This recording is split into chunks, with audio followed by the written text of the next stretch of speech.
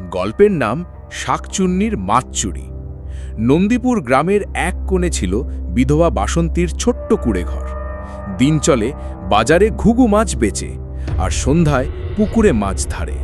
সেই পুকুরটা ছিল গ্রামের শেষ প্রান্তে, বনের গা ঘেঁষে। লোকমুখে শোনা যেত সে বনের মধ্যে নাকি এক শাকচুন্নি থাকে, কিন্তু বাসন্তী এসব বিশ্বাস করত না। একদিন সন্ধ্যায় বাসন্তী মাছ ধরছিল। পুকুরটা সেদিন অদ্ভুত শান্ত। হঠাৎ একটা ঠান্ডা বাতাস বয়ে গেল, আর বাসন্তীর চারপাশ ঘোলাটে হয়ে উঠল। তখনই পানিতে শব্দ হলো, ছপ ছপ ছপ। মনে হলো কেউ যেন মাছ ধরছে, কিন্তু বাসন্তী ছাড়া আর কেউ ছিল না সেখানে।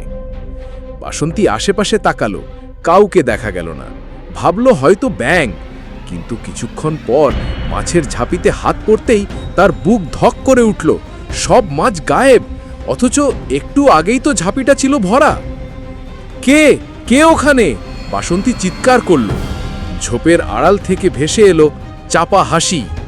তুই মাছ ধর, আমি খাই। বাসন্তী দৌড়ে ঝোপের দিকে গেল। হঠাৎ দেখতে পেল একজন লম্বা রকম সকম, চুল ছড়ানো, গায়ে লাল শাড়ি, পা উল্টো করে হেঁটে যাচ্ছে, আর তার হাতে বাসন্তীর মাছ ভর্তি ঝাঁপি। বাসন্তী চিৎকার করে পিছু নিল, কিন্তু দু পা এগিয়েই হঠাৎ পড়ে গেল।